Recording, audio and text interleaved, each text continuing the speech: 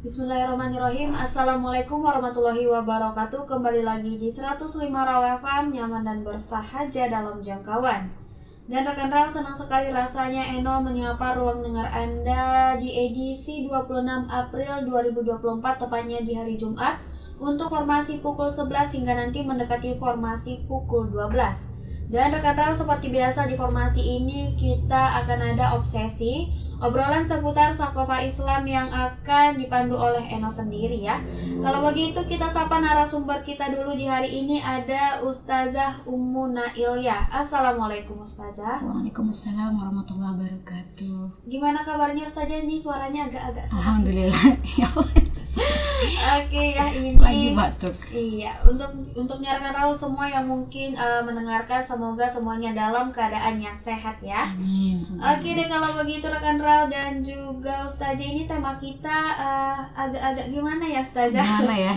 Ini ada tema kita di hari ini, hijab, jilbab, himar adalah kewajiban dan bukan pilihan ya. Ini Eno ada pertanyaan nih Ustazah. Oh ya boleh. Hijab, jilbab, himar itu perbedaannya apa? Nah itu tadi kan kita bahas. Jadi oke deh, kalau gitu udah penasaran gitu ya? Dan mungkin juga rekan Raw sudah penasaran, jadi langsung saja kepada Ustazah, dipersilahkan. Baik, a'udzubillahi minasyaitonirrajim. Bismillahirrahmanirrahim. Assalamualaikum warahmatullahi wabarakatuh. Hamdan wa syukran lillah, sholatan wa salaman ala Rasulillah la nabiyya ba'da. Rabbi zidna ilman warzuqna fahman birahmatika arhamar rahimin. Segala puji bagi Allah yang berikan kita kesehatan, kesempatan, serta nikmat iman yang utama dalam Islam gitu ya, sehingga kita masih bisa melaksanakan perintah-perintah Allah dan kemudian berupaya terus untuk menjauhi larangan-larangan dari Allah Subhanahu wa Ta'ala. Serta tidak lupa kita sampaikan salawat bertampilkan salam kepada Rasulullah SAW yang berlafazkan Allahumma sholli ala Muhammad wa ala ali Muhammad. Serta tidak lupa kita mendoakan keluarga beliau, para sahabat, dan juga seluruh kaum muslimin yang ada di dunia ini. Semoga istiqomah ya dalam keislamannya hingga akhir hayat. Amin Allahumma amin. Baik, untuk obsesi kita pada siang hari ini, seperti kata Mbak Eno tadi, judulnya agak gimana-gimana gitu ya. Ya, karena ini adalah judul yang saya juga, maksudnya begini, mungkin bagi sebagian orang ini sesuatu yang tidak penting untuk dibahas gitu. Tapi kalau kita standarkan kepada penting tidaknya sesuatu itu kan bukan standar hawa nafsu manusia gitu ya.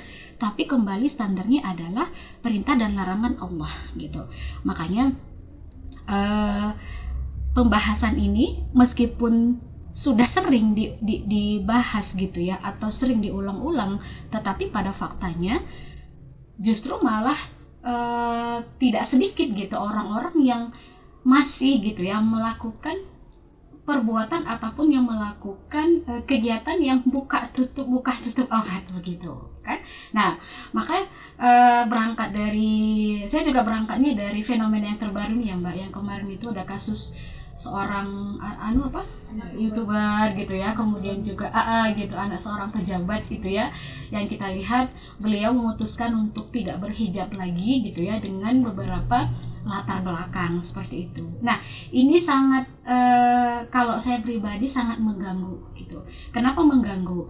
Kita lihat dia punya banyak followers. Tentu kan yang namanya kita hari ini yang hidup di dalam teknologi atau sosial media, yang kita lihat itu cenderung untuk kita tiru gitu dan kita ikutin, padahal yang namanya apa yang kita lihat di media sosial gitu ya tidak 100% itu benar, sehingga perlu edukasi kan gitu ya, ataupun perlu pembahasan gitu ya, atau penyadaran kepada umat gitu, atau kepada kalangan masyarakat, apakah yang kita tiru itu benar atau salah. Tentu tadi benar salah itu standarnya bukanlah standar hawa nafsu manusia, tetapi standarnya adalah Al-Quran dan juga hadis Rasulullah SAW. Nah maka ada beberapa hal yang perlu kita kritisi gitu ya dalam hal ini. Selain tadi terkait dengan, nanti kita bahas perbedaan antara hijab, khimar dengan jilbab gitu ya.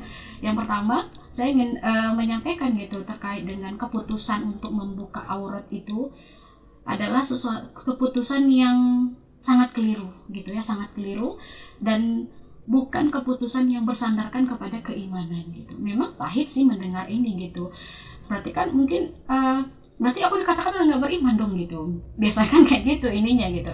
Cuma kalau kita katakan karena apa? Karena konsekuensi keimanan itu adalah tunduk kepada aturan Allah, kan gitu ya. Suka tidak suka, terpaksa tidak terpaksa, yang namanya tunduk kepada aturan Allah itu adalah konsekuensi keimanan.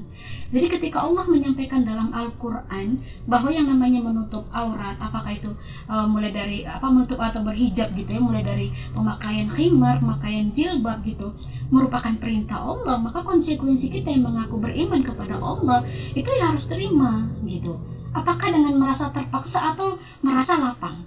Sehingga kalau alasannya membuka aurat itu adalah alasan karena tidak ingin melakukan sesuatu atau berhijab atau berkerudung, itu bukan karena terpaksa atau dorongan dari luar, ini adalah sesuatu yang sangat keliru gitu, sangat keliru sekali gitu. Maka kita harapkan ini tidak pernah terjadi lagi gitu ya. Memang ini adalah fenomena yang bukan hanya sekali ya, sering sih sebenarnya kita melihat fenomena tadi saya katakan buka tutup aurat gitu. Seolah-olah buka tutup aurat itu bukan persoalan yang besar gitu, padahal itu adalah termasuk dosa besar gitu ya, itu termasuk dosa besar gitu. Nah kemudian itu yang pertama. Yang kedua, kalau dikatakan kemudian ketika memutuskan suatu perkara yang untuk melanggar perintah Allah, dikatakan sudah diskusi gitu ya, tidak ada diskusi untuk meninggalkan hukum Allah gitu ya kan. Dalam Islam itu tidak dikenal yang namanya atau bersepakat untuk meninggalkan hukum Allah, itu nggak benar gitu. Contoh misalnya, Mbak Eno, besok kita rapat ya, kita mendiskusikan tanggal berapa kita harus menanggalkan kerudungnya misalnya kan gitu ya.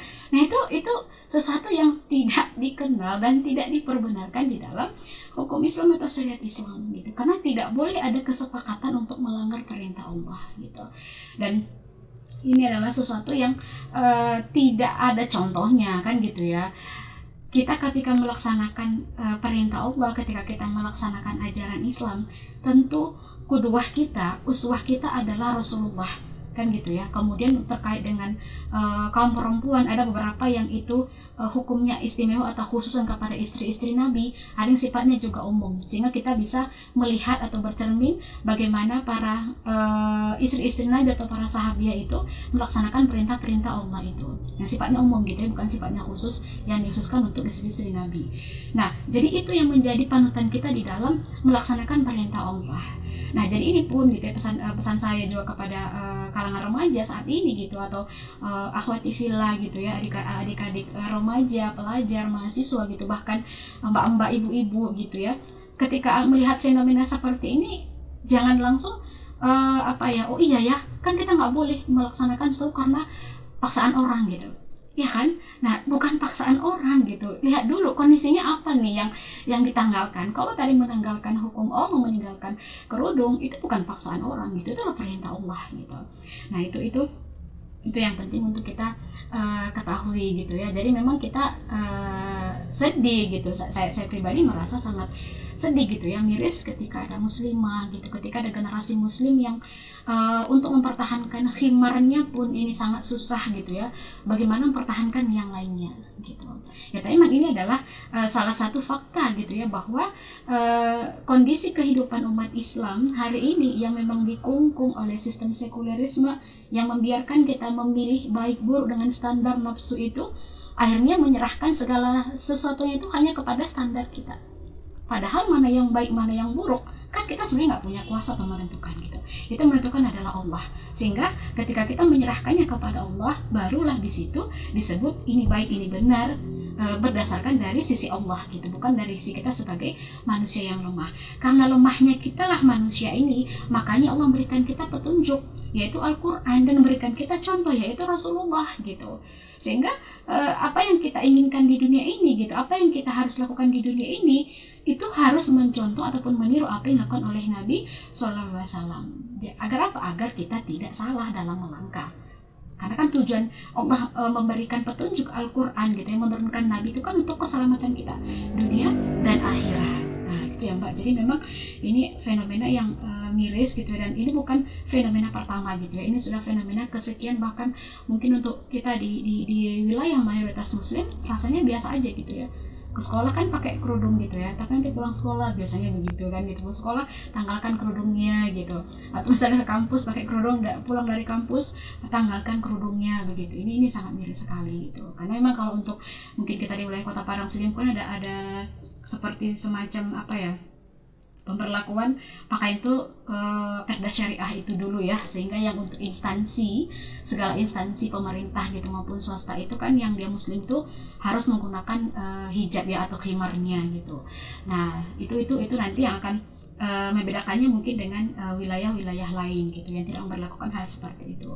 Nah, tetapi memang itu adalah sesuatu yang memang seharusnya memang peran gitu ya, peran peraturan atau peran kebijakan itu membantu untuk mempertahankan ataupun membuat konsistensi gitu ya kita sebagai umat Islam, seorang muslim atau seorang muslimah itu untuk taat kepada aturan Allah. Karena kalau tidak ada sanksi, tidak ada kebijakan, kita kan akhirnya jadi mudah aja gitu untuk menanggalkan ataupun melepaskan hukum Allah ya, sebagaimana kata Imam Al-Ghazali bahwa yang namanya kekuasaan dan agama itu ibarat saudara kembar gitu ya kan. Jadi memang nggak bisa dipisahkan antara agama dan kekuasaan. Kenapa? Agama itu akan membentengi kekuasaan dan kekuasaan itu yang akan menjaga agama. Sehingga kalau misalnya untuk pemberlakuan penutupan hijab itu juga tidak bisa tidak gitu ya, seharusnya dibantu oleh negara gitu. Tapi ya karena kita memang tidak mengerti yang namanya sistem Islam, tapi sistem sekulerisme yang condong kepada liberal gitu ya, sehingga apapun yang kita lakukan berdasarkan kaidah ataupun dari agama itu diserahkan kepada individu kita gitu ya, dengan istilah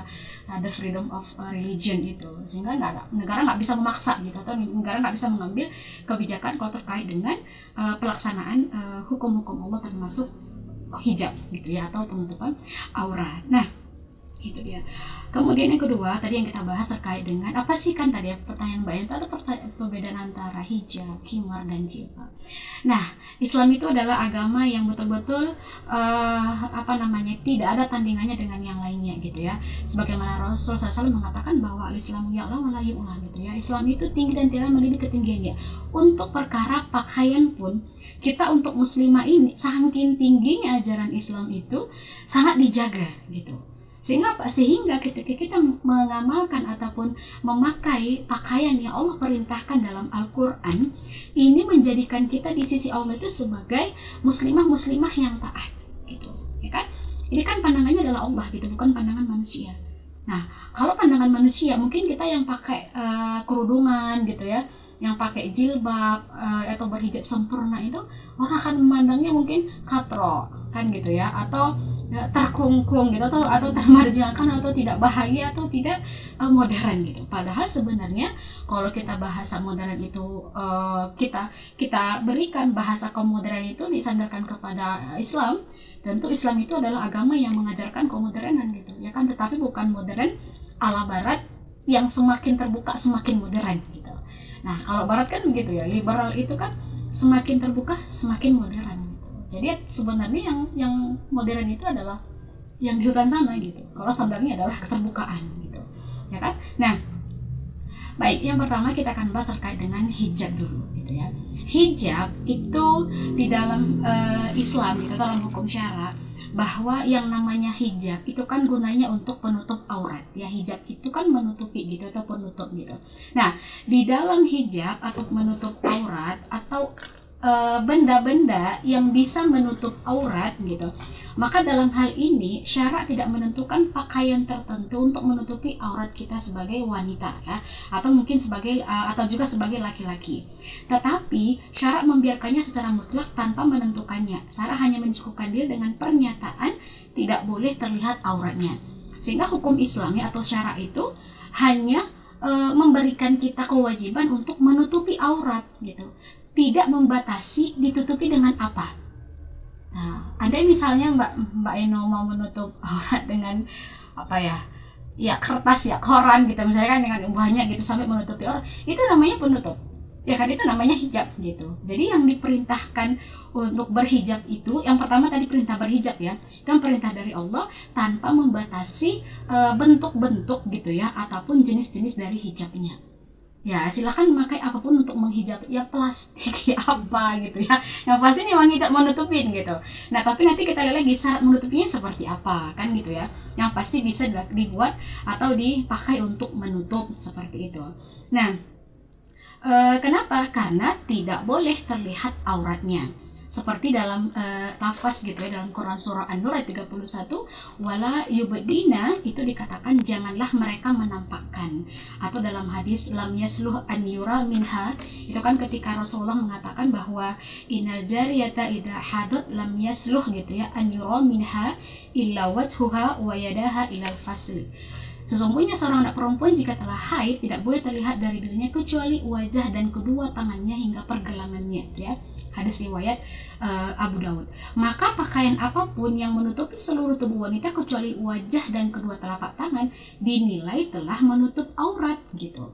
Jadi hijab itu apapun yang kita pakai ketika dia mampu menutupi aurat kita yang terbiasa tampak gitu, yang tidak terbiasa tampak yaitu wajah dan telapak tangan itu, maka ini dikatakan sebagai penutup ataupun hijab tadi gitu. Ya apakah itu kain panjang kan gitu ya, apakah itu tadi celana, apakah itu rok, apakah itu kaos dan sebagainya. Kenapa kata sang pembuat hukum atau Allah tidak menentukan bentuk dan jenis pakaian tertentu untuk menutup aurat? Maka setiap pakaian yang menutup aurat dan tidak menampakkan aurat dinilai sebagai penutup aurat yang sah menurut syariah tanpa memperhatikan lagi bentuk, jenis dan jumlah potongannya. Hanya saja kan gitu ya, Allah telah mensyaratkan pakaian tersebut harus dapat menutupi kulit. Jadi kalau misalnya kita punya tadi penutup aurat gitu ya, yang dia menampakkan warna kulit, maka ini penutup aurat yang tidak sesuai dengan kriteria syariat gitu. Maka saya katakan walaupun boleh gitu ya memakai apapun, tetapi ada syaratnya. Ketentuan syaratnya itu pertama tidak menutupi kulit. Jadi mewajibkan penutup aurat itu harus berupa suatu pakaian yang bisa menutupi warna kulit, baik warna putih, merah, coklat ataupun lainnya gitu ya. Artinya kain penutup aurat itu wajib menutupi kulit, sehingga warna kulit tidak bisa diketahui apakah warna kulitnya itu ya gelap, ya terang, ya putih seperti itu. Tapi kalau ketika kita memakai hijab atau memakai penutup aurat tadi kelihatan warna kulitnya, maka dia tidak masuk ke dalam kategori yang bisa dikatakan sebagai hijab atau penutup aurat gitu ya kan. Ya kan misalnya tadi dikatakan ya plastik penutup gitu, tapi nggak bisa menjadi penutup aurat gitu. Kalau misalnya plastiknya itu yang transparan gitu ya, atau misalnya dari bahan-bahan kan yang apa sih yang bisa menerawang-nerawang tuh, kayak misalnya kayak seruti itu ya Mbak. Seruti itu kan kalau misalnya tidak pakai furing ya, kita tidak pakai lapisan, dia kan bisa menampakkan aurat sehingga dia tidak memenuhi syarat gitu ya sebagai penutup aurat. Oleh karena itu jika kain penutup pakaian itu tipis atau transparan yang tetap menampakkan warna kulit yang ada di baliknya sehingga dapat diketahui bagian kulit warna putih dari berwarna coklat, maka kain penutup seperti itu tidak boleh dijadikan sebagai penutup aurat gitu. Jadi kalau mau pakai bahan-bahan dari plastik misalnya yang dia kesannya menutup aurat tuh bisa yang pokoknya tebal gitu ya, tebal kayak seruti tadi harus pakai furing, tidak bisa seruti saya tanpa ada furingnya gitu. Atau misalnya juga banyak sebenarnya ya bahan-bahan pakaian itu yang juga cenderung bisa menampakkan aurat kita atau warna kulit kita gitu ya, kalau dipakai tidak berlapis-lapis seperti itu. Nah jadi aurat gitu ya, di sini ketika masih bisa dilihat oleh lapisan pakaian tadi dinilai belum tertutup atau tidak tertutup gitu ya, karena tadi secara syariat penutup aurat tidak akan sempurna kecuali menutupi kulit dengan cara menutupi warnanya gitu ya. Nah karena dalil yang menunjukkan bahwa Allah telah mewajibkan untuk menutupi kulit sehingga tidak bisa diketahui warnanya adalah sabda Nabi SAW, yaitu lam yasluh an yura minha, tidak boleh terlihat dari dirinya. Maka hadis ini merupakan dalil yang jelas gitu ya, bahwa Allah mensyaratkan dalam sesuatu yang digunakan menutupi aurat agar tidak terlihat aurat yang ada di baliknya, sehingga harus menutupi kulit dan tidak menampakkan apa yang ada di baliknya. Maka para muslimah yang sudah balik itu wajib menutupi auratnya dengan pakaian yang tidak tipis, yaitu yang tidak dapat menggambarkan apa yang ada di baliknya dan tidak dapat menampakkan apa yang ada di bawahnya gitu ya. Jadi ini adalah persoalan menutup aurat atau hijab. Jadi inilah hijab gitu. Jadi kalau persoalan tadi kita bahas hijab, jenis model itu nggak ditentukan oleh Allah gitu ya kan. Yang pasti dia menutupi aurat, dan kesempurnaan hijab itu ketika dia tidak menampakkan menampakkan warna kulit gitu ya, atau lekukan tubuh yang dia itu membentuk sesuatu yang bisa menerawang gitu. Nah ini kalau hijab. Jadi ini adalah hijab. Jadi memang perintah berhijab itu atau menutup aurat itu adalah perintah Allah, yaitu kewajiban gitu ya kepada kita. Jadi yang mana-mana aurat itu kan sudah disampaikan oleh Rasulullah SAW dalam hadis tadi, bahwa tidak halal gitu ya, atau tidak diperbolehkan ketika seorang perempuan yang sudah haid itu atau yang sudah balik terlihat dari dirinya kecuali wajah dan kedua tangannya hingga pergelangan tangan. Jadi selain dari ini maka disebut aurat gitu ya, maka dia wajib ditutupi dengan penutup aurat tadi yang menutupi warna gitu ya, warna kulit yang ada di dalamnya begitu. Nah itu Mbak kalau untuk hijab. Nanti jelek dengan khimar mungkin kita bisa lanjut next. Baik rekan Raw, kita rehat sejenak, tetap di 105 Raw FM, Your Lifestyle. Masih dari kawasan Jalan Jenderal Sudirman nomor 219 Kota Padang, Sidimpuan. 105 Raw FM, nyaman dan bersahaja dalam jangkauan. Rekan Raw masih dalam obsesi bersama dengan Eno dan juga Ustazah Ummuna Ilda dengan tema hijab, jilbab, himar adalah kewajiban bukan pilihan. Dan tadi sudah disinggung tentang hijab ya Ustazah ya, dimana itu penutup aurat kita. Dan kalau begitu boleh dilanjut Ustazah untuk pembahasannya. Oke. Baik, kita lanjut persoalan yang kedua, yaitu terkait dengan jilbab dan khimar gitu ya. Nah tadi kalau hijab itu segala yang menutupi aurat itu bisa disebut sebagai hijab gitu ya. Jadi apapun modelnya, baik itu di celana, apakah itu rok, baju panjang gitu ya, kaos kaki, nah itu termasuk ya, disebut dengan hijab atau penutup. Nah tetapi kan gitu, masalah penutup aurat ini berbeda kalau kita membahas terkait dengan jilbab. Ya, kenapa? Karena jilbab itu adalah pakaian yang dipakai di kehidupan umum. Kalau penutup aurat itu, tadi Rasul mengatakan hada wahada itu ya, ini dan ini itu, wajah dan telapak tangan itu adalah aurat yang memang tidak boleh kelihatan di hadapan yang bukan mahram. Jadi hatta di rumah kan gitu, walaupun di rumah, maka ketika kita punya tamu yang bukan mahram, maka semua harus tertutup kecuali tadi wajah dan dua telapak tangan hingga pergelangan tadi. Nah tapi kalau kita keluar dari rumah gitu ya, kita berinteraksi dengan orang banyak, berinteraksi secara umum, apakah di pasar, apakah di tempat pekerjaan gitu ya, maka nanti akan berbeda lagi perintah pakaian yang dipakai oleh seorang muslimah ketika dia keluar rumah gitu. Nah maka dalam kitab Syekh Taqi Nabahani gitu ya, di dalam kitab Nizam Istimai, beliau menjelaskan bahwa masalah tentang penutup aurat ini tidak boleh dicampur adukan dengan masalah pakaian wanita ketika tadi berada di kehidupan umum. Dan satu lagi masalah tabarruj. Nanti ini akan berbeda pembahasan, tapi kita berbahas terkait dengan pakaian dulu gitu ya. Kita belum bahas persoalan tabarruj gitu.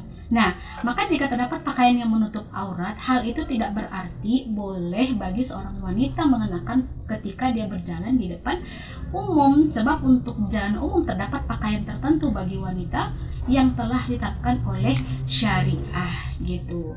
Jadi dengan demikian masalah menutup aurat tidak boleh campurkan dengan masalah pakaian wanita di kehidupan umum. Demikian juga masalah menutup aurat tidak boleh campurkan dengan persoalan tabarruj gitu. Nah, maka mengenai pakaian wanita dalam kehidupan umum, yakni pakaian dikenakan di jalanan umum atau di pasar-pasar atau tempat pekerjaan, sesungguhnya Allah telah mewajibkan kepada wanita untuk mengenakan pakaian luar gitu ya, pakaian luar yang ia kenakan sebelah luar pakaiannya sehari-hari di rumah. Jadi ada pakaian luar rumah, ada pakaian dalam rumah bagi seorang muslimah gitu. Kalau pakaian rumah tadi dia pakaian menutup aurat. Kalau pakaian luar ini dia menutup pakaian rumah sekaligus gitu.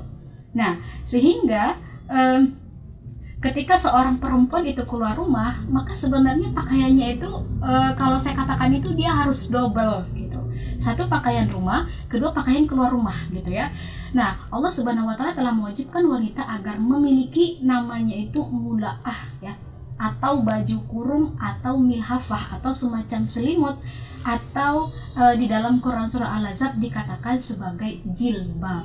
Jadi jilbab itu bukan khimar, bukan yang dipakai di kepala, tapi jilbab itu adalah sejenis baju kurung yang panjang atau seperti milhafah ya, atau selimut panjang gitu, ibaratnya seperti apa ya, gamis. Dia adalah gamis ya, kalau bahasa kita di sini gamis syar'i, begitulah bahasanya. Jadi itu adalah jilbab gitu ya. Dan ini dipakai wajib ketika keluar rumah gitu ya. Nah, sehingga dikatakan bahwa jika tidak memiliki mula'ah atau milhafah, maka di sini Allah memerintahkan gitu ya kepada seorang muslimah yang balik tadi, ketika dia sudah dewasa keluar rumah nggak punya jilbab, maka apa yang harus dilakukan? Meminjamkan gitu ya. Jadi selalu minjamkan kepada tangganya, temannya atau kerabatnya yang punya, sehingga kalau dia tidak punya jilbab maka tidak diperbolehkan untuk keluar rumah gitu. Nah, ini bukan kata saya gitu ya, ini adalah kata syara gitu. Karena apa? Karena pengaturan pakaian itu kan betul-betul itu dari Allah Subhanahu wa Ta'ala. Jadi penjelasan terkait dengan pakaian wanita bagian bawah itu disebut dengan jilbab kan gitu ya. Sedangkan bagian atas itu yang kita sebut dengan kerudung atau khimar gitu. Jadi yang menutupi kepala, rambut hingga leher itu namanya khimar gitu ya, sampai kepada dada gitu, atau kerudung. Makanya kan kemarin juga Mbak itu juga memposting di akunnya kan, juga memutuskan untuk menanggalkan kerudungnya gitu ya. Memang ada dua persepsi sih gitu ya. Kalau kita di Indonesia lah katakan begitu, kalau disebut jilbab orang itu ramenya menunjuk khimar kan gitu. Nah, tapi kalau di negara tetangga sekalipun kayak di Malaysia misalnya, Singapura gitu ya, atau lainnya itu jilbab itu tidak dikenal dengan kerudung gitu. Kerudung itu disebut mereka tudung kan gitu ya. Atau kalau dulu, kalau nenek-nenek kita dulu kan kenalnya ini bukan jilbab tuh, songkok kan gitu ya, songkok gitu, atau busain begitu.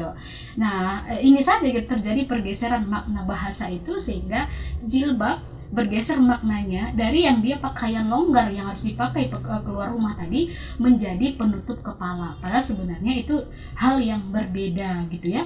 Nah, maka adapun dalil wajibnya kedua jenis pakaian itu, yaitu khimar dengan jilbab gitu ya, dikenakan dalam kehidupan yaitu firman Allah Subhanahu wa Ta'ala dalam Quran surah An-Nur ayat 31, A'udzubillahi minasyaitonirrajim, wala yubdina zinatahunna illa ma zahara minha wal yadribna bi khumurihinna ala juyubihinna.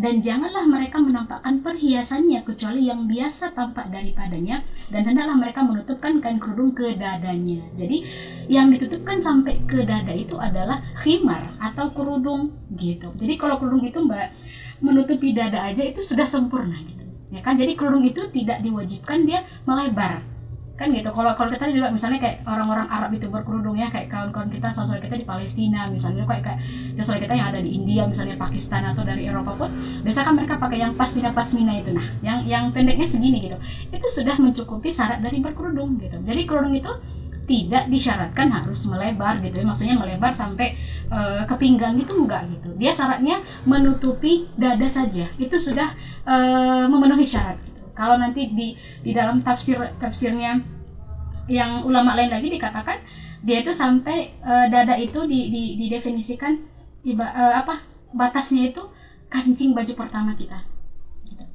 Kalau kita punya baju berkancing-kancing kan, yang kancing pertama itu kerudungnya sampai di sana, itu sudah menutupi kewajiban berkerudung atau berkhimar gitu. Jadi tidak ada perintahnya ataupun kewajiban gitu ya untuk memanjangkan kerudung sampai ke pinggang misalnya. Nah itu ya sampai dari situ. Tapi kalau dipanjangkan juga tidak masalah kan gitu ya, mubah saja gitu. Apalagi nanti kalau kita konteksnya adalah kewaroan kan gitu ya, hati-hatian lah gitu.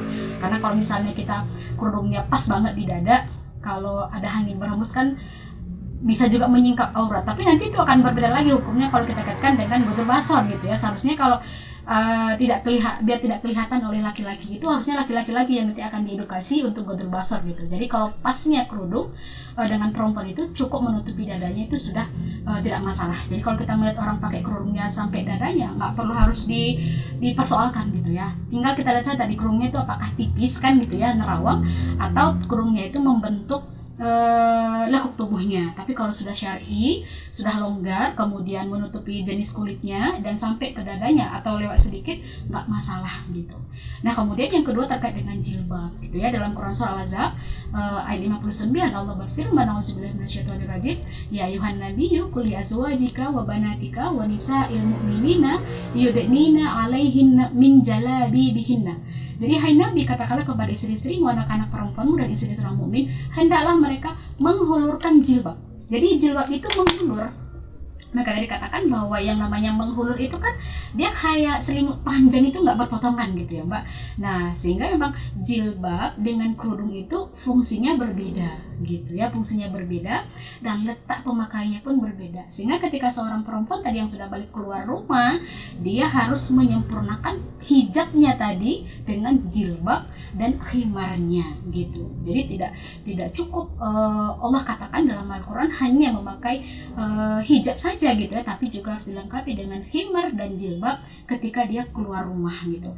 Bahkan dalam salah satu hadis yang diriwayat dari Ummu Atiyah gitu ya, yang diriwayatkan oleh Imam Muslim, Rasulullah SAW memerintahkan agar kalian mengeluarkan para wanita, yakni hamba-hamba saya perempuan, wanita-wanita yang sedang haid dan para gadis yang sedang dipingit pada hari raya Idul Fitri dan Idul Adha. Wanita yang sedang haid, mereka misalkan dari tidak ikut menunaikan sholat, tetapi tetap menyaksikan kebaikan dan mendengarkan khutbah Id, kan gitu ya. Nah, maka lantas aku berkata, Ummu Atiyah ini, ya Rasulullah, salah seorang di antara kami ada yang tidak memiliki jilbab, gitu, ya kan?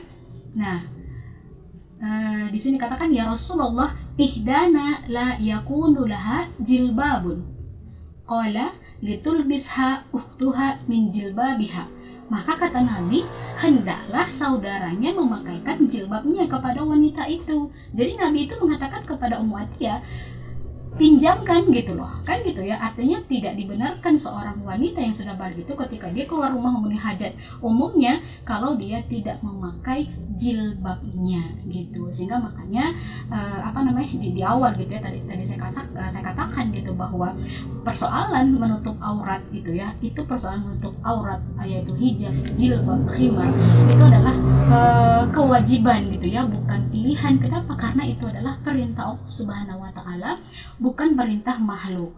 Jadi kalau begitu berat untuk menjalankannya, ya karena dia adalah kewajiban, maka kita nggak ada pilihan gitu, nggak ada pilihan selain untuk menunaikan apa yang Allah perintahkan gitu ya.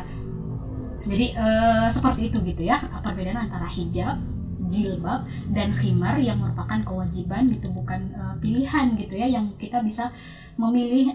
Ibarat kalau kan gini ya, Islam itu sekarang dalam sistem sekularisme ini kan dibuat seperti prasmanan gitu, mana yang kita suka kita ambil, mana yang kita nggak suka kita buang gitu, sehingga tidak kelihatan Islam itu sebagai rahmatan lil alaminnya itu betul-betul mengenai alam ini tuh nggak kelihatan gitu.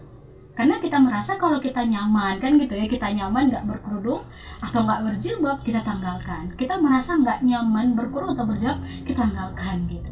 Makanya kan fenomena orang yang menanggalkan tadi penutup auratnya, apakah tadi itu kerudungnya, apakah jilbabnya, itu lebih kepada tadi mungkin ketidaknyamanan gitu ya, ketidaknyamanan apakah di dunia kerja gitu atau di tempat-tempat lainnya, sehingga dia merasa dengan tidak berkerudung tadi, menanggalkan penutup auratnya, dia merasa lebih nyaman. Padahal sebenarnya kan standar dari pelaksanaan hukum Allah itu bukan nyaman atau tidak nyaman, tapi dia halal atau haram kan gitu, halal atau haram gitu. Jadi ya sama ketika kita sholat, khimar, jilbab, hijab penutup aurat adalah wajib, sama dengan sholat gitu. Kalau kita merasa tidak nyaman sholat, apakah kita akan meninggalkan sholat? Ya kan? Puasa Ramadan, kalau kita merasa nggak enak puasa Ramadan, merasa tersiksa, apakah kita meninggalkan puasa Ramadan? Nah sama ketika kita menutup aurat gitu ya, atau ketika kita memakai khimar dan jilbab, ketika kita merasa tidak nyaman, lalu apakah kita tinggalkan? Tentunya nanti apapun yang kita lakukan itu semuanya kan pertanggungjawabannya adalah di hadapan Allah gitu. Kita hanya berusaha kan gitu ya Mbak, untuk melaksanakan apa yang perintahkan sedaya kita kan gitu, sedaya upaya kita gitu. Toh nanti pertanyaan-pertanyaan itu juga nanti akan Allah jejali kita di yaumil akhir gitu. Ya mungkin kalau sesama kita di dunia nggak ada yang menjejali gitu ya, atau biarlah itu urusanmu gitu, itu pilihanmu. Tapi nanti ketika berhadapan dengan Allah, yakinlah setiap apa yang kita lakukan itu akan Allah jejali dengan berbagai pertanyaan yang bisa jadi jawabannya nanti kita tidak akan punya gitu ya, tidak punya jawaban karena sudah Allah perintahkan gitu, tapi kita memilih untuk menanggalkannya gitu. Nah, itu Mbak Eno. Dan rekan Rawi ini setelah ini akan ada sesi terakhir, jadi pastiin tetap di 105 Raw FM Your Lifestyle. 105 Raw FM nyaman dan bersahaja dalam jangkauan, dan rekan Rawi kita sudah memasuki edisi terakhir ya di obsesi ini untuk hari ini, dan temanya kembali Eno ingatkan dulu, ini mungkin rekan Rawi sudah rada-rada lupa atau lupa-lupakan ya. Tema kita di hari ini adalah hijab, jilbab, himar adalah kewajiban dan bukan pilihan. Dan langsung saja kepada Ustazah, dipersilahkan. Oke, baik. Jadi itu dia ya, bahwa 3 kata ini yang pertama tadi adalah penggunaannya berbeda gitu ya, dan juga penggunaannya berbeda. Sehingga kita jangan sampai salah dalam memahami penutup aurat, apa yang disebut dengan hijab, kemudian jilbab, dan juga himar gitu. Nah, ini kan karena memang kita sebagai umat Islam itu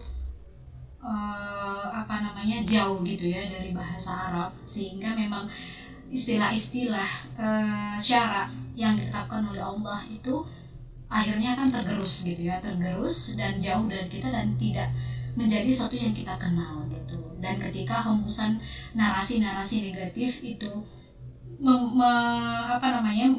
dihembuskan kepada kita menjadi sesuatu yang menakutkan gitu ya, sehingga kita akhirnya menjauhinya, termasuk juga jilbab gitu ya, dan juga khimar. Orang-orang barat itu kan selalu ya mencari-cari celah itu bagaimana agar kita umat Islam itu betul-betul tidak melakukan ataupun tidak melaksanakan apa yang Allah perintahkan kepada kita gitu. Nah, termasuk jilbab gitu ya, jilbab atau khimar itu kan mereka selalu mencari celah gitu ya, atau mencari-cari pasal bagaimana agar simbol kerudung dan khimar dan jilbab ini bisa dinyatakan untuk simbol radikalisme gitu ya, atau kekerasan gitu. Sehingga ketika orang-orang atau kaum muslimin yang ada di wilayah minoritas, katakanlah di Eropa, kemudian di Amerika misalnya gitu ya, atau di India beberapa waktu yang lalu gitu kan, ada di daerah Uttar Pradesh itu ya, Uttarakhand itu, bahwa mahasiswa-mahasiswi yang mengenakan jilbab atau abaya itu dilarang untuk bersekolah gitu. Saking takutnya mereka dengan jilbab gitu ya, dengan jilbab itu sampai mahasiswanya pun tidak bolehkan untuk sekolah selama mereka memakai itu, atau kalau tidak mereka menanggalkan abayanya. Kalau sekarang lebih terlagi bahasanya itu abaya gitu ya. Gamis, kemudian sekarang bergeser ke abaya gitu ya. Ya itulah jilbab gitu ya, abaya itu, dan dia dipakai di atas pakaian keseharian gitu. Jadi ketika keluar, dan itu pakaian khususon bagi kita muslimah ketika keluar rumah gitu. Kalau dalam rumah tadi cukup penutup aurat, apakah tadi pakai celana gitu ya, pakai rok itu di rumah gitu. Tapi kalau keluar rumah maka wajib menyempurnakannya dengan jilbab, dipakai di atas pakaian keseharian kita, dan menyempurnakannya dengan kerudung ya, atau khimar gitu. Nah, jadi sehingga kita tidak lagi merasa aneh gitu ya dengan pakaian ataupun dengan gamis, dengan abaya gitu ya, bahwa itu adalah pakaian diperintahkan oleh Allah sebenarnya kepada kita muslimah gitu ketika keluar rumah gitu. Jadi konteksnya adalah keluar rumah gitu ya, jadi bukan jilbab itu bukan dalam rumah tapi di luar rumah gitu.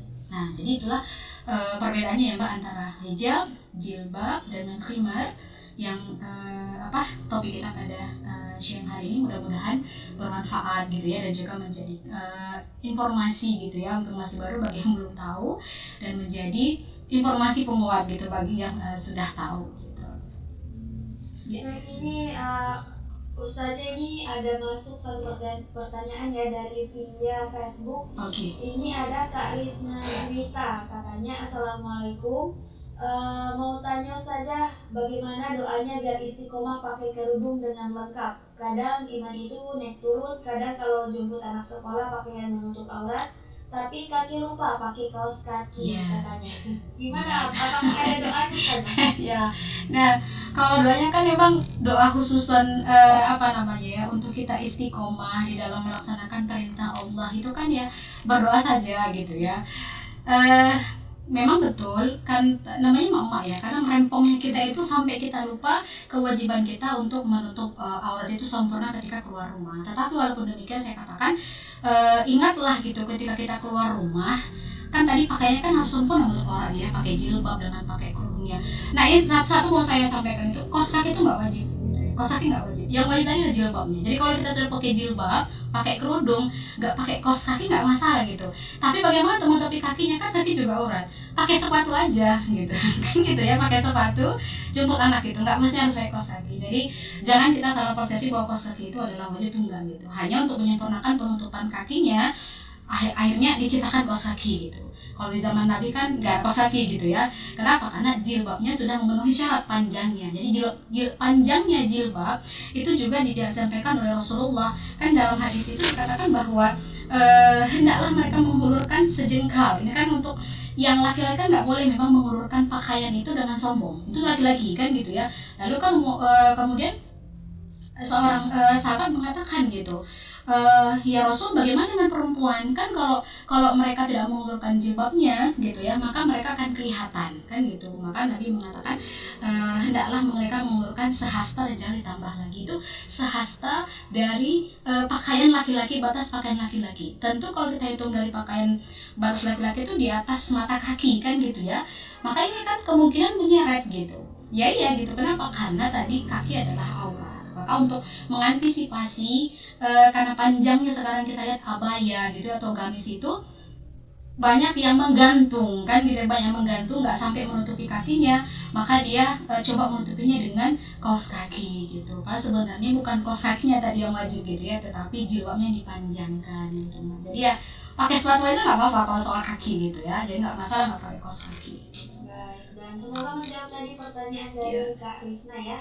Baik, saja karena waktu sudah mendekati formasi pukul 12, boleh dilanjutkan untuk closing statement Ustaz. Ya, mungkin yang pertama itu mudah-mudahan gitu seperti kata Bu Risna gitu ya, semoga kita istiqomah gitu ya, istiqomah di dalam melaksanakan apa yang Allah perintahkan, termasuk menutup aurat kita dengan sempurna gitu. Karena emang ini kita akui bukan persoalan yang mudah, ini menjadi beban tertentu gitu ya bagi sebagian orang, begitu berat ketika dia ingin istiqomah menutup aurat, tetapi banyak godaan dari luar yang membuat dia akhirnya harus memutuskan untuk tidak menutup aurat lagi, karena dorongan dari luar ataupun dari lingkungan seperti itu. Maka agar kita terhindar dari hal seperti ini, maka carilah, memang namanya kan kita juga harus mengkondisikan lingkungan agar mensupport gitu ya, mensupport keimanan kita gitu. Sehingga memang tidak cukup hanya kita saja yang berkerudung, hanya kita saja yang berjilbab, tanpa mengajak lingkungan kita juga untuk ikut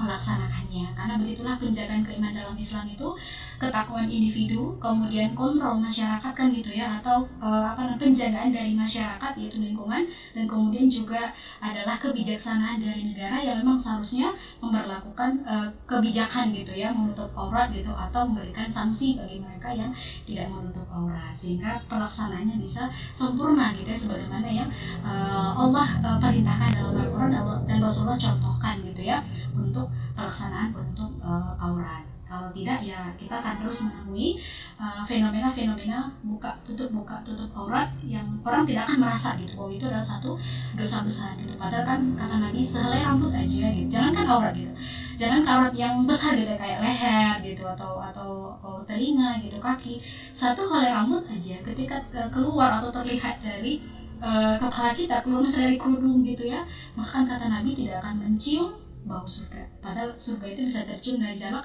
sekian dan sekian gitu. Jadi itu yang Mbak. Jadi perkara aurat, perkara hijab, khimar dan jilbab itu bukan persoalan sepele gitu ya. Itu persoalan yang besar gitu. Itu adalah persoalan kewajiban gitu. Jadi bukan pilihan.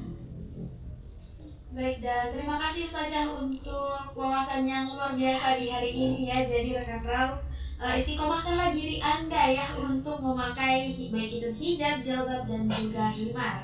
Dan rekan Rau, karena sudah habis waktunya dan Eno juga harus pamit undur diri dari ruang dengarkan Rau bersama dengan Ustazah.